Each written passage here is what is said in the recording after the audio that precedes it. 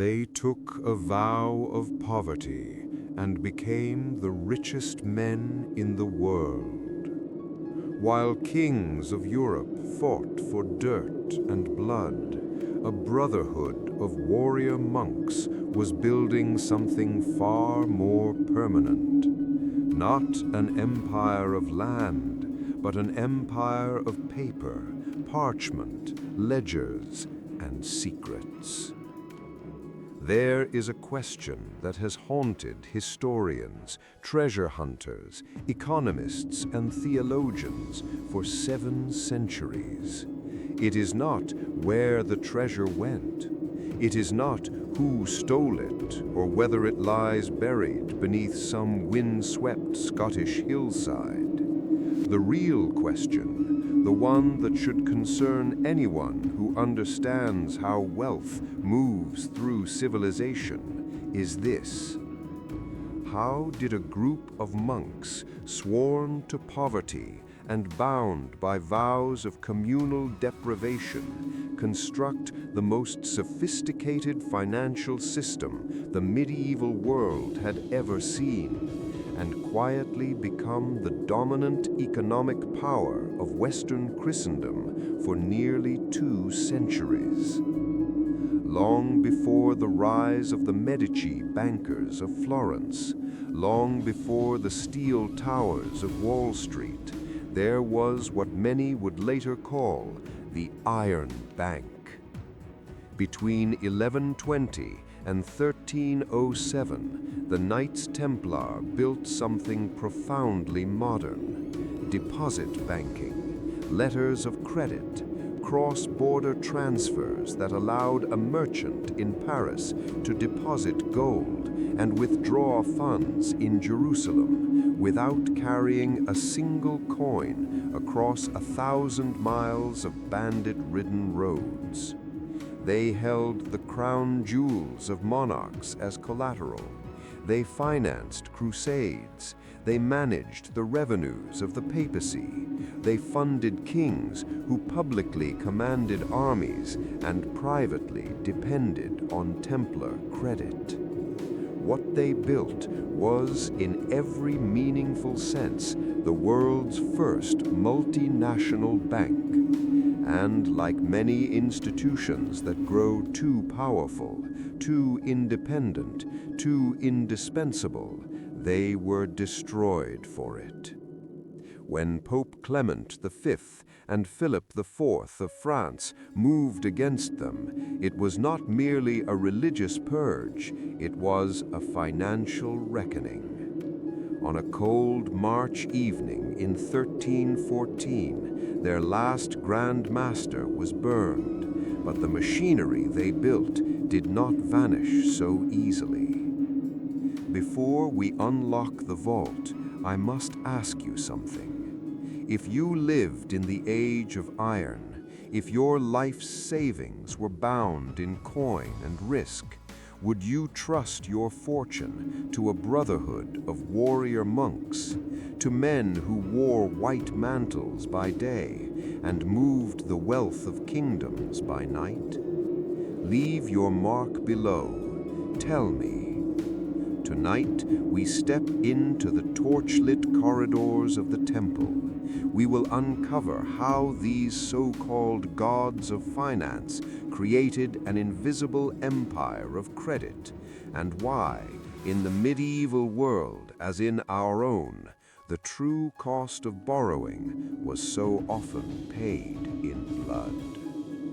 Now, let the torchlight lead the way. To understand why this story matters now, not as romance, not as legend, but as a living economic lesson, we must first step quietly into the architecture of the medieval world. It was not a primitive fog of barter and superstition waiting for the Renaissance to rescue it. It was a functioning system. It had institutions, it had credit, it had capital allocation, it had rules, some written, many unwritten, and it had weaknesses. The most profound of those weaknesses was not a lack of intelligence, it was a lack of trust across distance.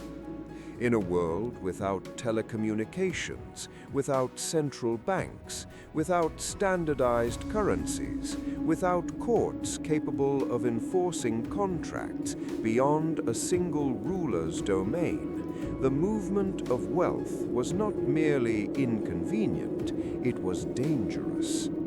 A merchant carrying gold from Venice to Acre in the 11th century risked far more than thieves on a darkened road. He risked shipwreck in the Mediterranean. He risked confiscation by local lords whose territories he crossed. He risked currency debasement from mints that quietly diluted silver content. He risked default from distant partners he could not verify. He risked discovering months later that the man he entrusted his fortune to was bankrupt, imprisoned, or dead. Capital in such a world was heavy, it was slow, it was afraid. And immobile capital is economically inert. The brilliance of the Knights Templar was not mystical, it was structural. They solved the problem of distance by solving the problem of trust. Across Europe and the Holy Land, they built a network of fortified preceptories, branch offices in all but name, stretching from England to Jerusalem. Each house was staffed by brothers bound by the same oath, the same rule, the same seal, and the same accounting practices. A merchant could deposit funds in one Templar house and withdraw the equivalent in another, carrying only a coded letter of credit instead of chests of coin. No caravans of gold, no glittering target for bandits, just parchment, ink, and institutional credibility. What they created would not be fully rediscovered and systematized until the great Italian banking houses of the 13th and 14th centuries. It would not reach legal maturity until the founding of the Bank of England in 1694. For nearly 2 centuries, the Templars were not merely participants in the medieval economy, they were its central nervous system. And then, almost overnight, they were gone. Arrests, torture, forced confessions, political theater on a continental scale, a coordinated campaign led by indebted rulers who understood something profoundly dangerous, that financial independence is a form of sovereignty. What makes their destruction urgent to study is this: it was not an anomaly, it was a template. The collision between concentrated financial power and sovereign political authority did not begin with the Templars, but in their fall, the pattern became unmistakably clear. When states owe too much, fear too deeply, or resent too bitterly the institutions that finance them, the language of law can become a weapon. This is not a medieval curiosity. It is a recurring rhythm in the history of power. And as we move deeper into this story, you may begin to notice that the distance between the 14th century and our own is far shorter than it appears. Now, let us continue into the architecture of their rise. The year is 1119. The dust of the First Crusade has settled, at least officially. Jerusalem is in Christian hands, technically, but Christian hands in the fractured politics of the Crusader states is a phrase that requires careful handling. 2 decades earlier, Godfrey of Bouillon had refused a golden crown in the city where Christ wore thorns, choosing instead the title Advocate of the Holy Sepulchre. His successors inherited not a stable kingdom, but a fragile outpost, underpopulated, underfunded, and under constant military pressure from surrounding Islamic powers that had neither forgotten nor forgiven the sack of 1099. Into this brittle world stepped a knight from Champagne. Hugues de Payenne approached Baldwin II of Jerusalem with a proposal so modest it almost seemed naive. He and 8 companions wished to form a small brotherhood to protect pilgrims traveling the perilous road between the port of Jaffa and Jerusalem. Those roads were lethal. The chronicler Fulcher of Chartres recorded the grim details: pilgrims stripped, murdered, left unburied beneath the Levantine sun. De Payenne and his companions would live as monks: poverty, chastity, obedience, but they would also fight. It was a theological contradiction. Monks were not meant to kill. Warriors were not meant to take vows.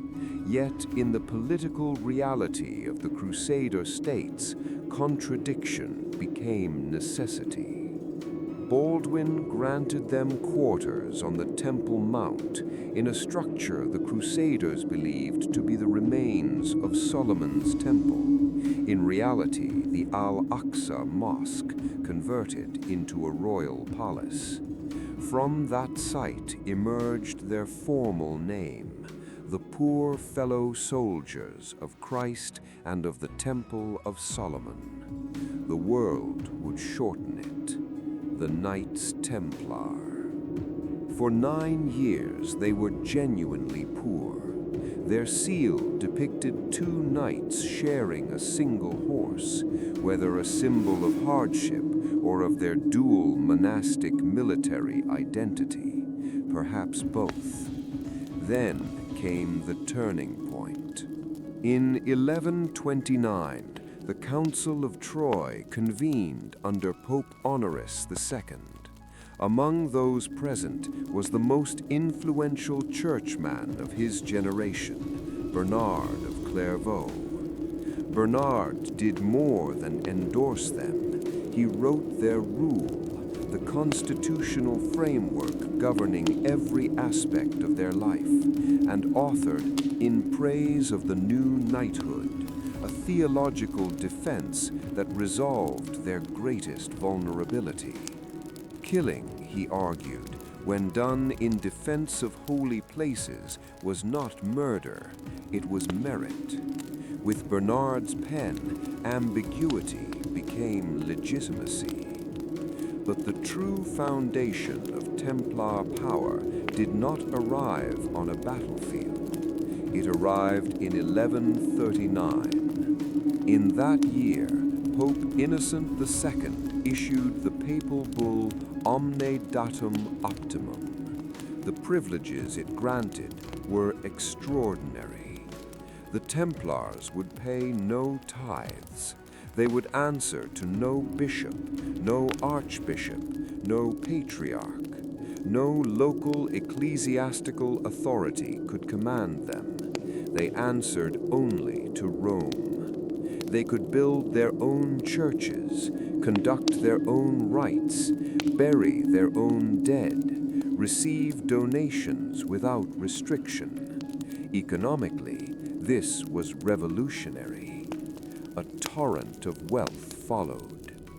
Land, castles, mills, farms, forests, fishing rights, urban properties from London to Constantinople, gifts from the devout, from the guilty, from the politically ambitious, from rulers who understood that proximity to the Templars meant proximity to power, and they received it all tax-free, exempt from feudal obligation, accountable to no secular lord for the revenues it produced. Within a single generation of Omne Datum Optimum, the Poor Brotherhood had become one of the largest landholders in Europe. Their preceptories, fortified administrative centers, multiplied across the Latin Christian world. France, England, Iberia, Italy, the Holy Land, each house bound by a common rule, a common seal, a common chain of command. What began as 9 poor knights guarding a dangerous road had, almost imperceptibly, become a transcontinental institution. And beneath the white mantles, the machinery of finance was beginning to turn. The financial genius of the Knights Templars did not arrive in a single flash of brilliance. It emerged slowly, almost inevitably, from a problem no one else could solve. The Crusades were not merely spiritual campaigns, they were logistical catastrophes. To move an army from France or England to the Levant required ships, provisions, horses, armor, mercenaries, siege equipment, and months, sometimes years, of sustained funding. Even the wealthiest monarchs of Europe could not easily finance such undertakings alone. The First Crusade had been funded through liquidation. Knights sold estates, nobles mortgaged lands, churches melted silver plate. Europe quite literally converted its fixed wealth into portable coin, and the resulting financial disruption rippled for years. But raising money was only half the problem. Moving it was worse. Gold collected in Paris or London had to reach Jerusalem or Acre, and every mile it traveled invited theft, shipwreck, confiscation, or disappearance. It was in solving this problem of movement, not generation, that the Templars made their quiet revolution. By the mid-12th century, they were issuing what we would recognize today as letters of credit. A crusader would deposit gold at a Templar house in France or England. In return, he received a coded document bearing the order's seal. Upon arriving in the Holy Land, he presented that document at another Templar preceptory and withdrew the equivalent sum, minus a fee. The gold never moved, only the paper did. This was not entirely without precedent. Jewish financiers and Italian merchants had used similar instruments in limited contexts, but the Templars possessed something unprecedented: scale. They had fortified branch houses stretching from Britain to the Levant. They had standardized rules, uniform accounting, a common seal, a hierarchy enforced by monastic discipline and military authority. When a merchant deposited gold in a Templar preceptory in London, he was not trusting a man, he was trusting an institution. And institutional trust, not personal reputation, is what makes banking possible at scale. From this foundation, their operations expanded. They issued loans secured against land, mortgages in all but name. They maintained running balances for monarchs and bishops, current accounts. They collected revenues in one territory and remitted them in another, correspondent banking. They held jewels, documents, archives, safe custody services for a nervous aristocracy. They even extended credit. This last act required finesse. Medieval canon law prohibited usury, the charging of interest. Time, theologians argued, belonged to God alone. To charge for its passage was theft. The Templars did not openly defy this doctrine. They navigated it. They charged service fees. They imposed penalties for late repayment. They profited from currency exchange differentials. They held revenues from mortgaged lands during the loan period. The economic effect was unmistakable. Interest without calling it interest. Whether they believed themselves compliant in spirit or merely careful in presentation remains unclear.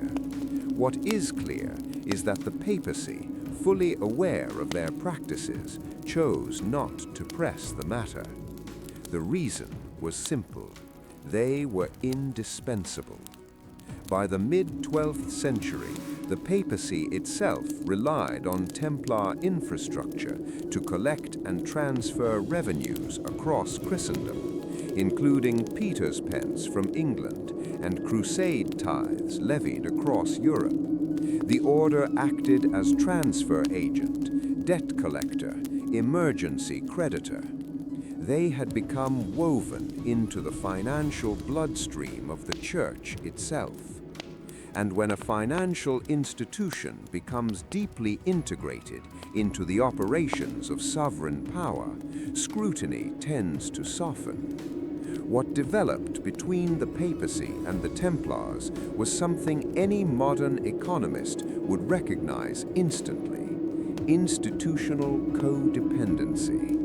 Each needed the other to function. Each benefited from the other's stability. And for nearly 2 centuries, that balance held.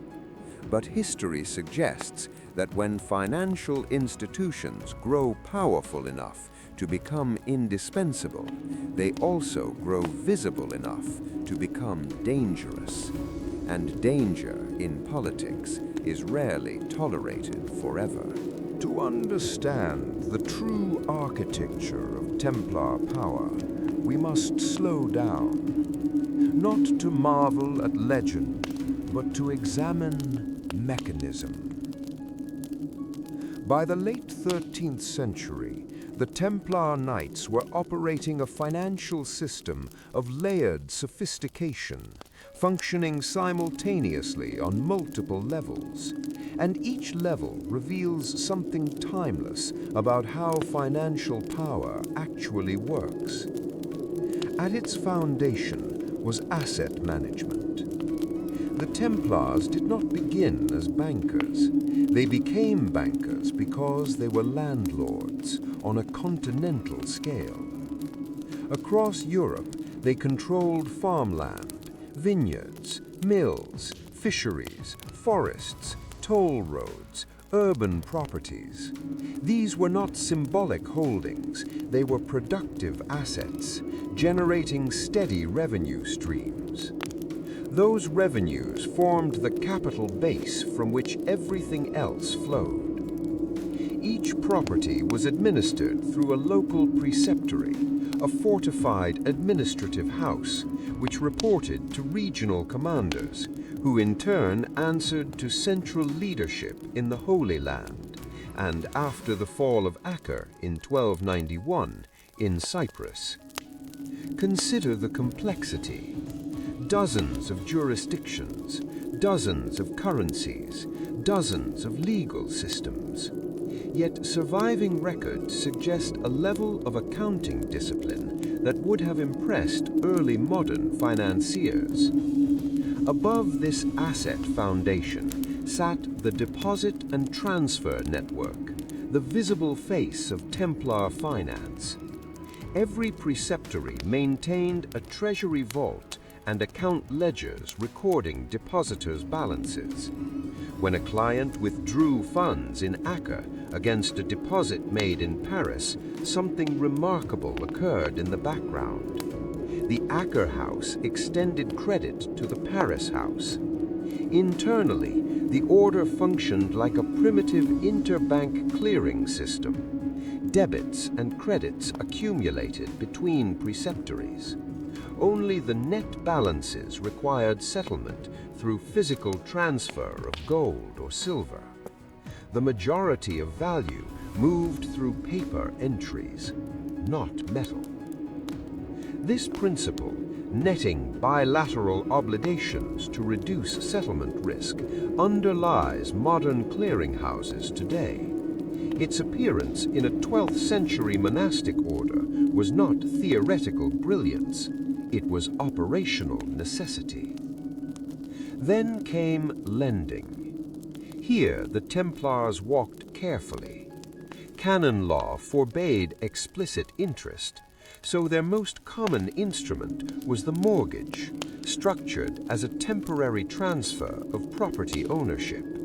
The borrower could reclaim the land upon repayment.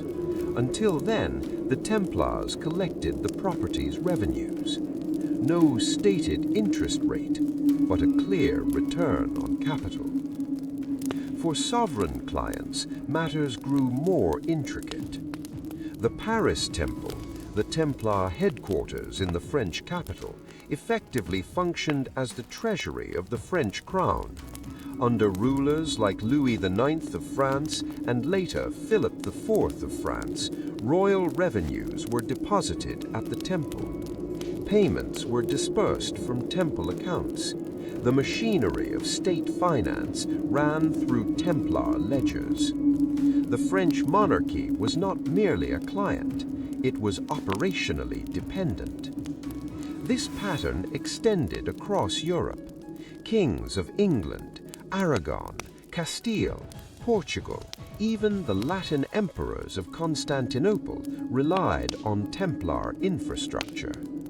When Richard I of England was captured in 1192 and held for ransom, an astronomical sum, it was the Templars who coordinated the collection and transfer of 150,000 marks of silver across a politically fragmented Europe. When Louis IX of France was captured at the Battle of Farescourt in 1250, again the Templar network managed the financial choreography. These were not acts of charity, they were demonstrations of infrastructural dominance. The Templars' power did not lie primarily in the gold in their vaults. It lay in their position as indispensable intermediaries. They became the monopoly provider of trust in a world where trust was scarce. And when any institution achieves monopoly provision of an indispensable service, it acquires leverage. Not overt political authority, not armies, though they had those too, but something subtler: control over access. In modern terms, the position they occupied resembles that of a central bank, not because they printed money, but because they stood at the junction where capital flowed. Whoever wished to move large sums safely, quickly, reliably, passed through them. And every sovereign who passed through them knew, on some level, what that meant. Dependence is comfortable until it becomes visible. And once visible, it can become intolerable. For in every age, there comes a moment when political power looks at financial power and begins to calculate. The architecture the Knights Templar constructed is not merely a medieval curiosity. It is a pattern. The mechanisms have changed. Ciphered parchment replaced by encrypted servers. Armored caravans replaced by fiber optic tables. But the institutional logic remains strikingly familiar. At the heart of the Templar system was a single principle: institutionalized trust at scale. In the 12th century, that trust lived in a seal pressed into wax, in a rule enforced across continents, in a disciplined network of preceptories bound by oath and standardized accounting. In the 21st century, that same trust is encoded in systems such as SWIFT, in regulatory frameworks like Basel III, in the stabilizing authority of the Federal Reserve, and in the supranational interventions of the International Monetary Fund. The technologies differ, the logic does not. When two parties cannot fully assess one another's creditworthiness, they rely on a trusted intermediary. That intermediary aggregates information, enforces standards, and absorbs risk. Over time, as more actors depend on it, the intermediary becomes indispensable. And indispensability in finance is power. The Templars discovered this slowly. As their network expanded, so did their knowledge. They knew which monarchs were solvent and which were quietly desperate. They knew which noble houses were mortgaging ancestral lands to finance political ambition. They knew the true revenues of bishops who preached apostolic poverty. They possessed financial intelligence about the most powerful actors in Christendom, and they answered not to kings, but to Rome. This asymmetry was subtle, but profound. An institution that controls the infrastructure of capital flows inevitably accumulates privileged information. It sees balance sheets before they are public. It understands liquidity pressures before they become visible. It recognizes fragility while others still project confidence. Modern global banks occupy a similar vantage point. They see sovereign debt vulnerabilities before markets fully react. They observe corporate leverage long before headlines form. They understand in granular detail the financial health of states that publicly project stability. Such knowledge creates dependence.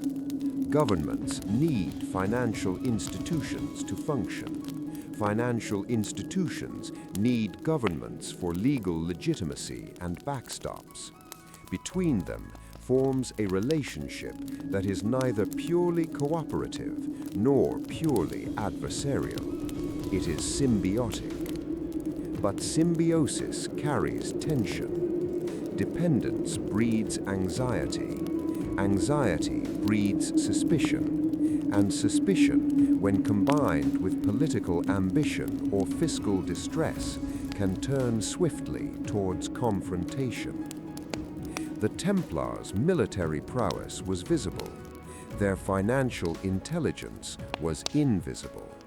And it was the invisible power, the quiet knowledge of who owed what to whom, that made them truly formidable. In every era, the institutions that manage the arteries of capital accumulate not just wealth, but leverage. And history suggests that when financial leverage grows too concentrated, political authority eventually begins to ask a dangerous question. Who truly governs, the sovereign or the system that moves his money? The fall of the Knights Templars has been told as conspiracy, as heresy, as mystery and hidden treasure. But the clearest lens is economic. By the early 14th century, Philip IV of France, Philip the Fair, stood on the edge of fiscal collapse. His wars against England and Flanders had drained the treasury. His repeated debasements of French silver coinage had earned him a reputation among his own subjects as a manipulator of money. Inflation surged, trust eroded. Parisian merchants challenged him openly. At one point, unrest grew so severe that Philip sought refuge within the fortified walls of the Paris Temple itself, protected, ironically, by the very institution he would soon destroy. His debts were staggering, his revenues insufficient, his options narrowing, and the Templars were his largest creditors. Surviving treasury records suggest that the order held claims against the French crown amounting to multiple years of royal income. Philip had already demonstrated a willingness to solve financial problems through sovereign force. In 1306, he expelled the Jewish communities of France, confiscated their assets, and erased outstanding debts owed to them by royal decree. It had produced an immediate windfall. The precedent had been set. On the night of October 12, 1307, sealed royal orders were dispatched across France. At dawn, they were opened simultaneously. Every Templar in the kingdom was to be arrested, their properties seized, their records confiscated. The coordination was meticulous. Months of preparation lay behind it. Approximately 2,000 Templars were taken into custody, among them the Grand Master, Jacques de Molay. Within days, the financial infrastructure that had operated for nearly 2 centuries was under royal control. What followed was not a financial audit, it was a spectacle. The charges leveled against the order were theological: denial of Christ, idol worship of a mysterious figure called Baphomet, ritual corruption, unspeakable rites. Under torture, confessions emerged. When torture ceased, many recanted. The proceedings unfolded under the shadow of Pope Clement V, whose papacy itself depended heavily on French support. Vatican archives, opened centuries later, reveal a process saturated with political pressure. Economic historians such as Julien Terry and Anne Gilmore Bryson have argued persuasively that the charges were not incidental, they were instrumental. Philip did not merely need the Templars weakened, he needed them erased. A surviving order, even stripped of property, would retain legal standing to pursue its claims in papal courts. It could demand repayment, it could litigate, it could reconstitute its network beyond French borders. A condemned heretical order, dissolved by papal decree, possessed no such standing. Its debts died with it. The accusations, then, were not separate from the financial objective. They were the mechanism, wrapped in the language of theology, executed through the machinery of law, driven by arithmetic. On a cold March evening in 1314, Jacques de Molay was burned at the stake on an island in the Seine. But by then, the essential work had already been accomplished. The creditor was neutralized, the ledgers silenced, the claims extinguished. And in that silence lies one of the most enduring lessons in financial history. When sovereign power is deeply indebted, and when repayment becomes politically impossible, destruction can become more expedient than settlement. The suppression of the Templars in France in 1307 did not immediately destroy the order across Christendom. It set in motion a process that took 7 years to complete, and that reveals in its progression the mechanics by which institutional destruction propagates through an interconnected financial system. Mechanics that are again strikingly contemporary in their operation. Philip's initial success in France created immediate political pressure on other European monarchs to follow suit. The logic was straightforward. If Philip had successfully seized Templar assets in France without triggering the kind of papal retaliation that had damaged earlier royal-papal relationships during the investiture controversy, then other monarchs who had their own financial reasons to desire Templar assets were now operating in a changed political environment. The precedent had been set. The institutional protection that the Templars had enjoyed for nearly 2 centuries, their direct subordination to the papacy, their exemption from secular legal jurisdiction, had been revealed as contingent rather than absolute, dependent on a papal willingness to defend the order that Philip had demonstrated could be overcome by sufficient political pressure. The response of other European monarchs varied in ways that illuminate the different financial relationships they had with the Templars. In England, Edward II of England, who was temperamentally disinclined toward the kind of decisive action that his father had been famous for, and who had considerably more ambiguous financial relationships with the Templars than Philip did, moved slowly and without great conviction. The English Templars were arrested in January 1308, 3 months after the French operation, but they were treated relatively well. Their confessions were obtained without the systematic torture used in France, and the English Church's investigation of the order proceeded with a deliberateness that suggested genuine uncertainty about the verdict rather than a predetermined outcome. In Aragon and Castile, where the Templars had been important military actors in the Reconquista, and where the local political establishment had considerably less reason to desire their destruction, the response was even more reluctant. The Aragonese Templars mounted a military resistance, fortifying several of their castles and requiring a genuine siege operation before yielding. In Portugal, the order was not suppressed at all, but simply reorganized into a new institution, the Order of Christ, which inherited substantially all of the Templars' Portuguese assets and continued their operations under a different name.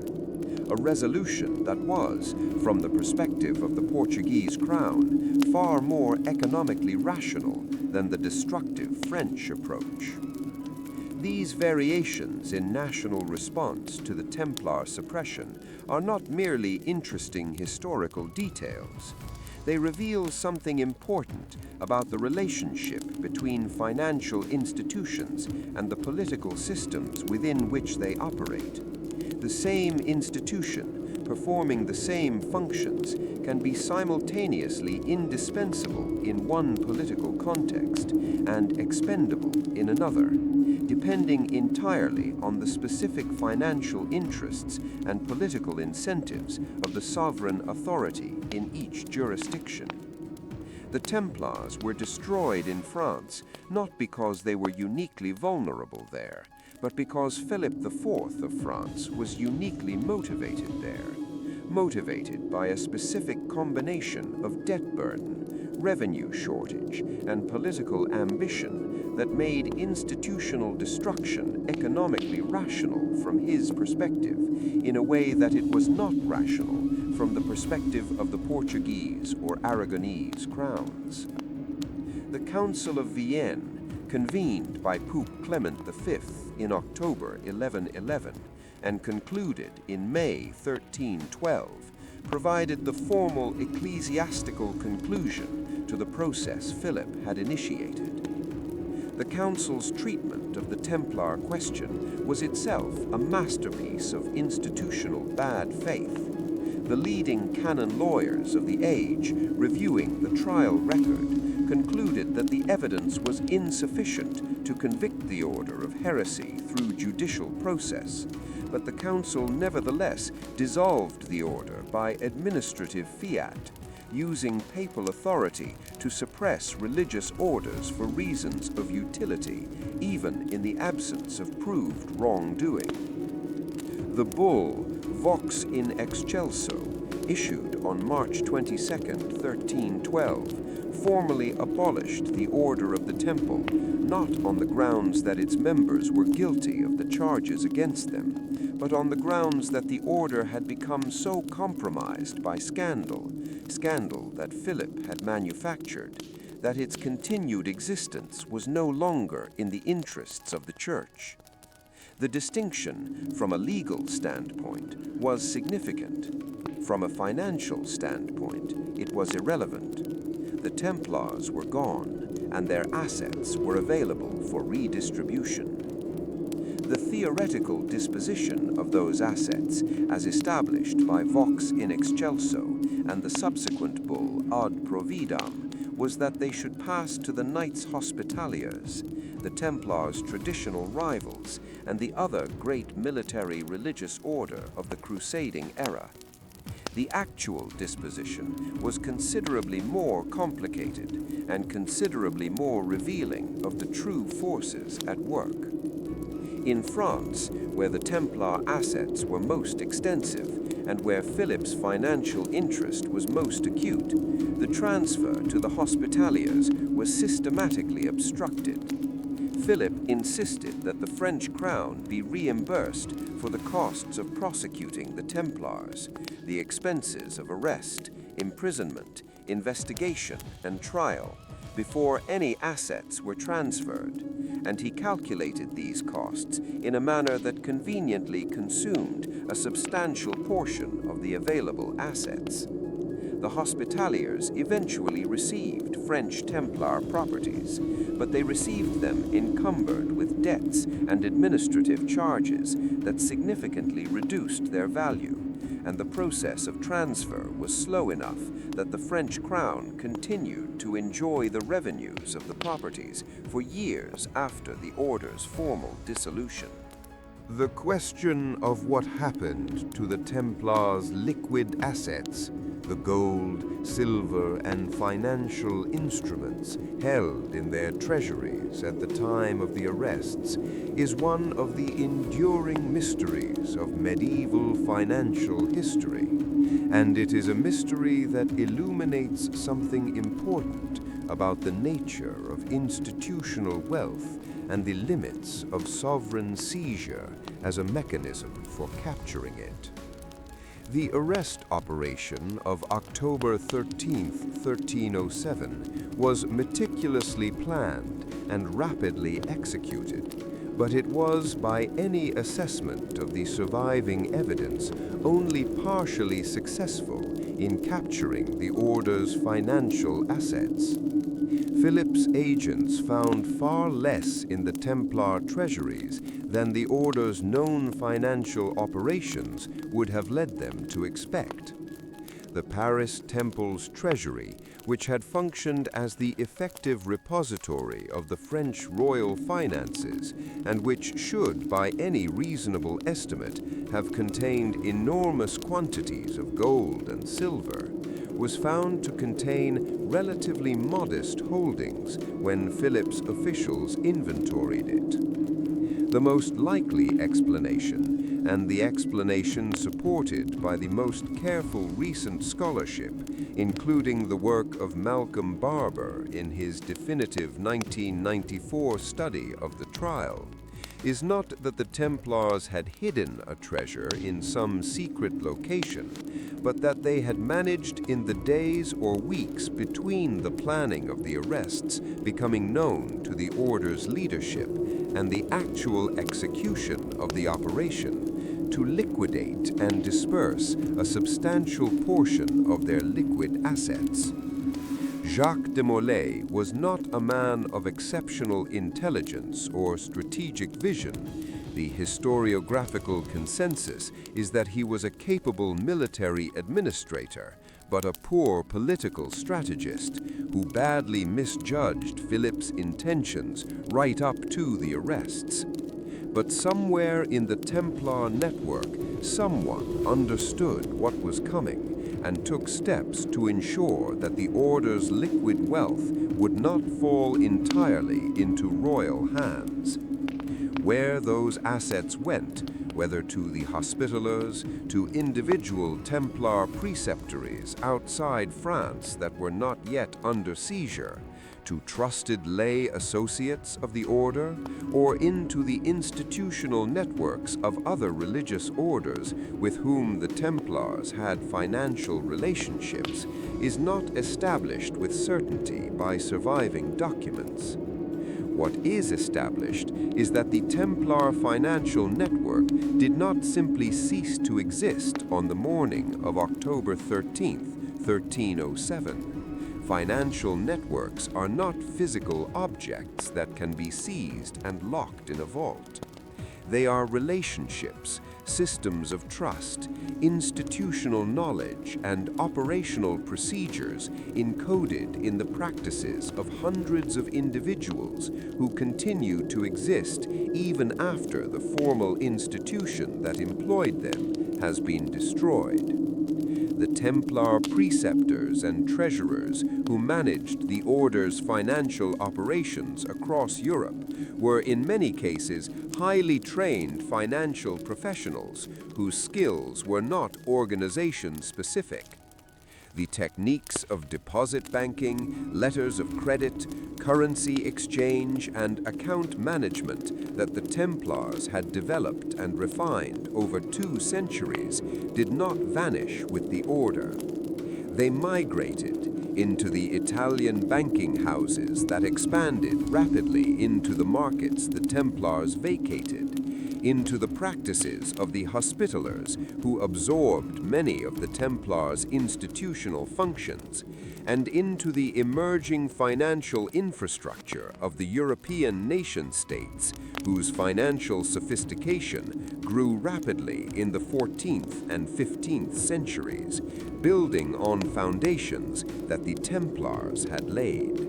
On the evening of March 18th, 1314, on a small island in the Seine called the Île des Juifs, the Island of the Jews, a name that carried its own historical irony given the role that Philip's destruction of Jewish financial networks had played in setting the template for his destruction of the Templars.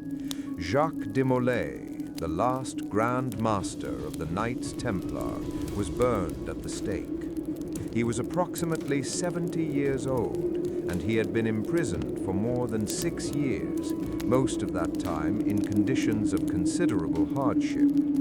According to the chroniclers, he died with remarkable composure, retracting the confession he had made under torture and proclaiming the innocence of the Order to the end. The medieval chronicler Geoffrey of Paris recorded that de Molay, as the flames rose around him, called Pope Clement V and Philip IV of France to appear before God's judgment within the year. Clement died 5 weeks later. Philip died 8 months after that. These deaths were, in all probability, coincidental. Clement had been seriously ill for months, and Philip's death, at 46, was likely the result of a stroke or hunting accident, depending on which chronicle one consults. But the apparent fulfillment of de Molay's curse captured the imagination of contemporaries and has been remembered ever since. It is a powerful story, and it is a deeply human response to the destruction of institutional injustice to find meaning in the apparent retribution of fate.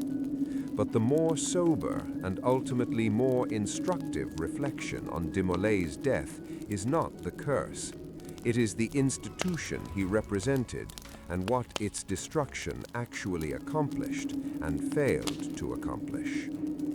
Philip IV died deeply in debt. The seizure of Templar assets, the expulsion of the Jews, the repeated currency debasements, none of these financial operations had solved the structural fiscal problem of the French crown, which was that its revenues were chronically insufficient to support its military and political ambitions.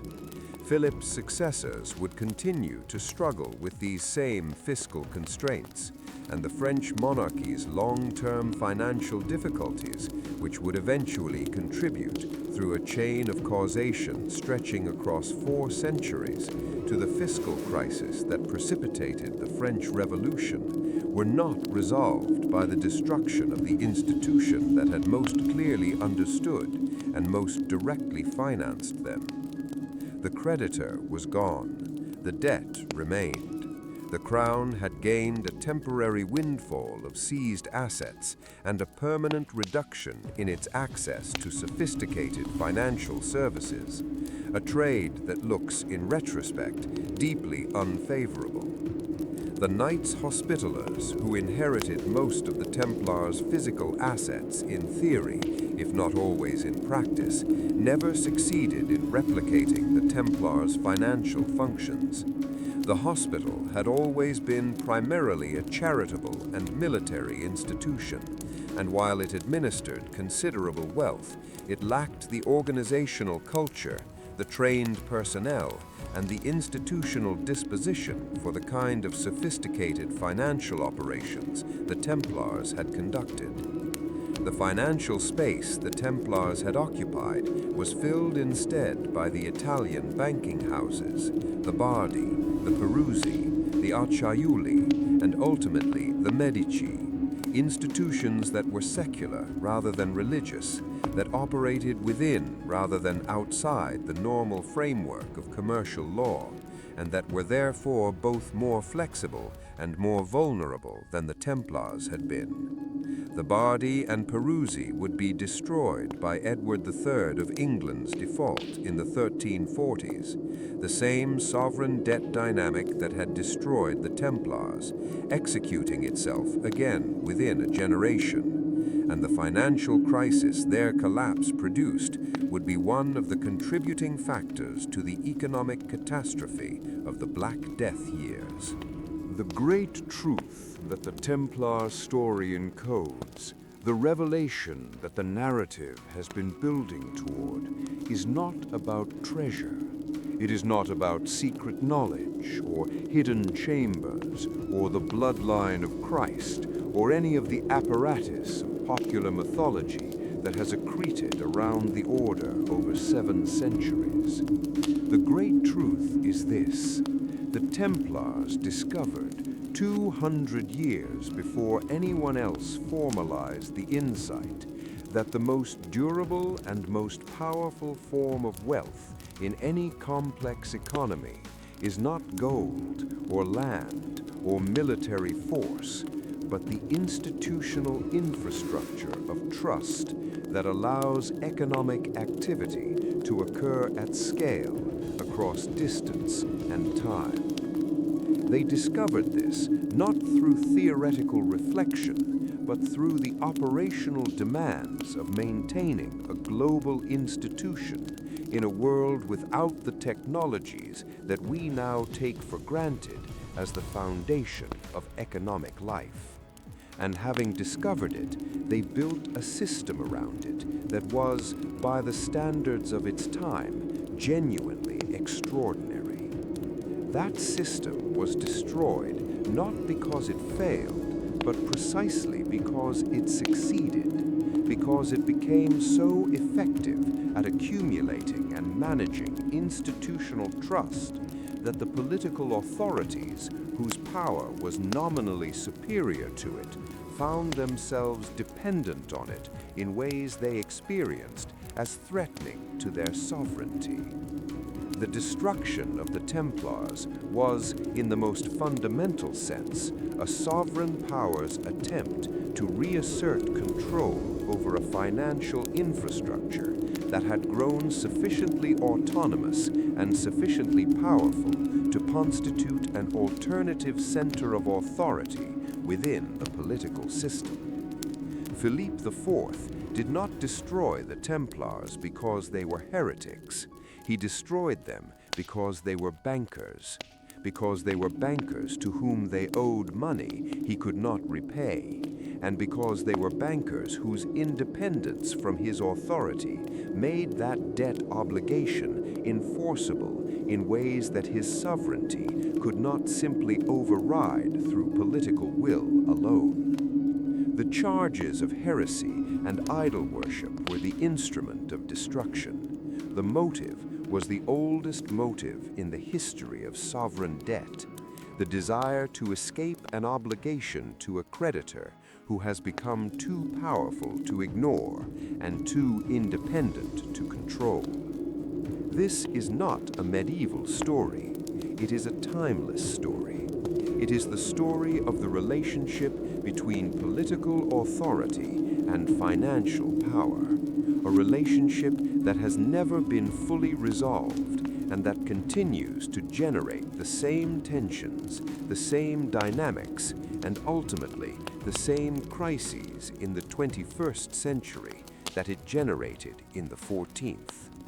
The modern financial system has, in important ways, learned from the Templar experience. The institutional protections that surround modern financial infrastructure, central bank independence, the Bank for International Settlements framework for international financial cooperation, the legal architecture of sovereign immunity and creditor protection, all represent, in varying degrees, attempts to create the kind of stable, predictable institutional environment for financial activity that the Templars created through their papal privileges and their monastic discipline. But those protections are never absolute, and the history of the 20th century alone provides abundant evidence that when the tension between sovereign financial need and institutional independence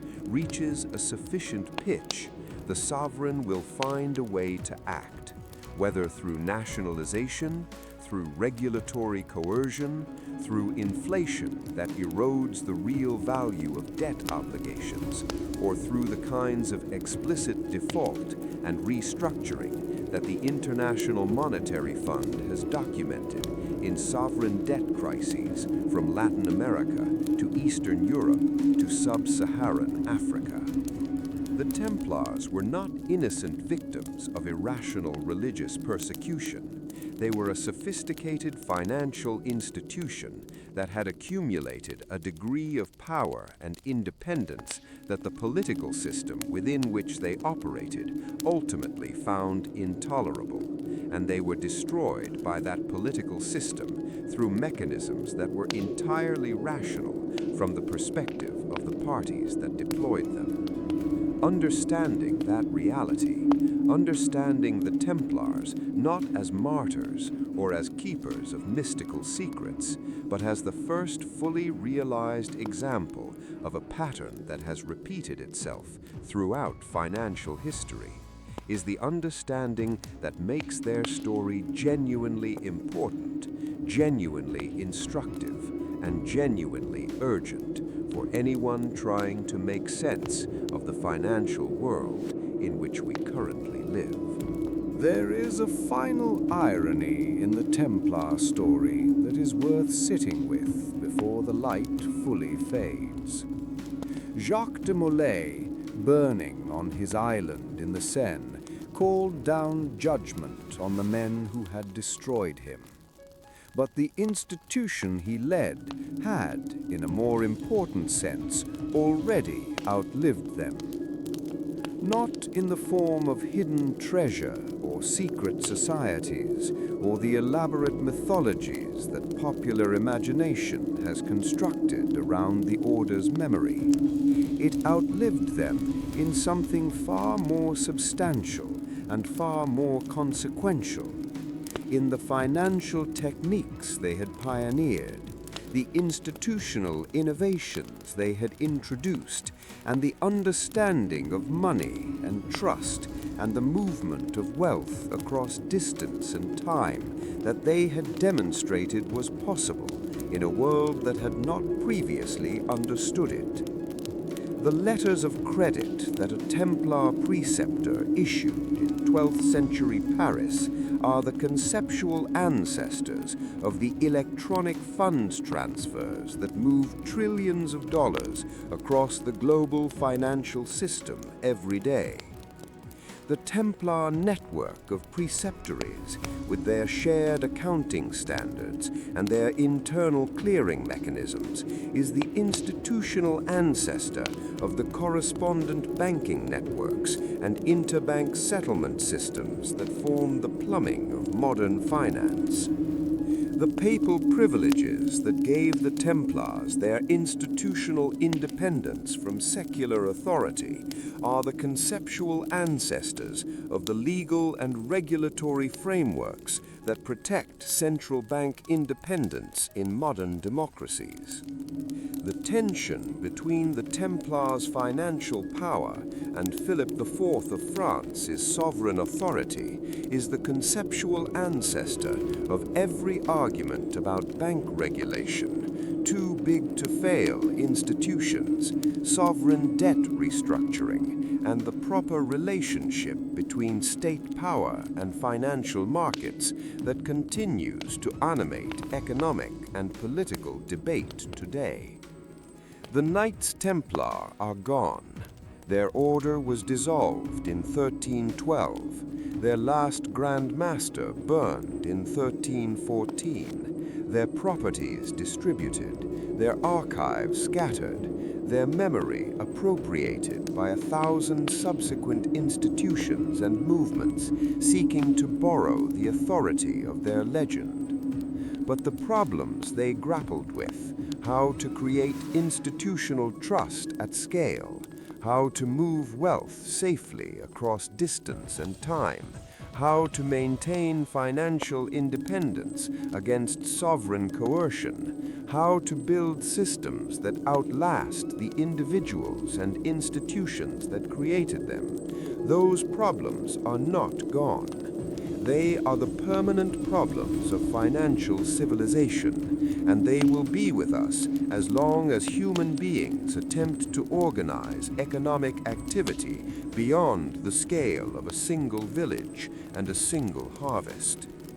The Iron Bank, as it turned out, was not the vault beneath the Paris Temple, not the treasury in the castle at Acre, not the gold that Philip's agents found, or more precisely, did not find when they broke open the Templar strong rooms on the morning of October 13th, 1307. The Iron Bank was the idea, and ideas, as every sovereign who has ever tried to burn one has eventually been forced to acknowledge, are considerably harder to destroy than the institutions they first give form.